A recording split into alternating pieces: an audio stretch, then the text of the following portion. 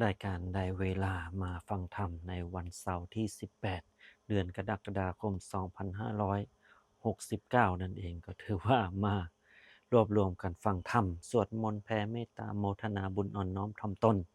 บันทึกบุญทุกวันนั่นเองถ้าเรามีการบันทึกบุญกุศลบารมีเราก็เป็นญาติของพระพุทธเจ้าญาติของพระธรรมญาติของพระอริยสงฆ์จิตใจเราก็จำนงมุ่งตรงต่อพระนิพพาน จะได้พบดวงแก้วจะได้แคล้วหมู่มารจะได้พบพระศรีอริยเมตไตรหรือเปล่าก็อยู่ที่เราท่านทั้งหลายต้องมีศาสนาพรหมจรรย์นั่นเองถ้าเราไม่มีศาสนาพรหมจรรย์แล้วเราก็จะเป็นคนที่เวียนต่ำนั่นเองเวียนในความทุกข์ยากลำบากในความหิวโหยในขี้ขลาดหวาดกลัว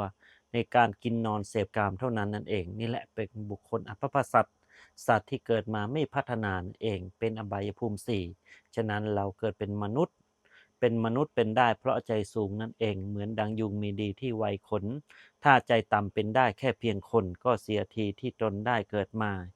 ใจสะอาดใจสว่างใจสงบถ้ามีครบเขาเรียกมนุษย์สาเพราะคิดถูกพูดถูกทำถูกทุกเวลาเปรมปรีดาคืนวันสุขสันต์จริงใจสกปรกมืดมัวและร้อนเร่าใครมีเข้าควรเรียกว่าผีสิงเพราะคิด ผิดพูดผิดทำผิดจิตประวิงทำในสิ่งนำตัวกลัวอบายคิดทูเถิดถ้าใครไม่อยากตกให้รีบยกใจตนรีบบากบั่นคนควายให้ใจสูงเสียได้ก่อนตัวตายก็สมหมายที่เราเกิดมาตั้งใจไปสู่มนุษย์สมบัติสวรรค์สมบัติพระนิพพานสมบัตินั่นเองฉะนั้นการที่เราปรารถนากลางและปรารถนาสูง ก็เป็นหน้าที่ของเราทั้งหลายต้องปรารถนานั่นเองอย่าปรารถนาต่ำไปอบายภูมิมันเป็นภูมิที่ต่ำทรามเป็นภูมิที่ตกต่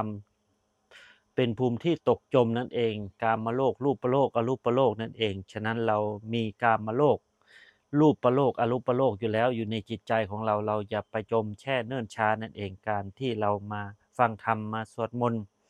มาแผ่เมตตามาโมทนาบุญมาบันทึกบุญทุกวันเสาร์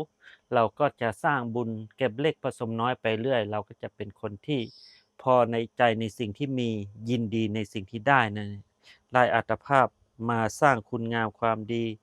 ได้อัตภาพมาสร้างบุญกุศลบารมีนั่นเองฉะนั้นการสร้างบุญสร้างกุศลสร้างบาร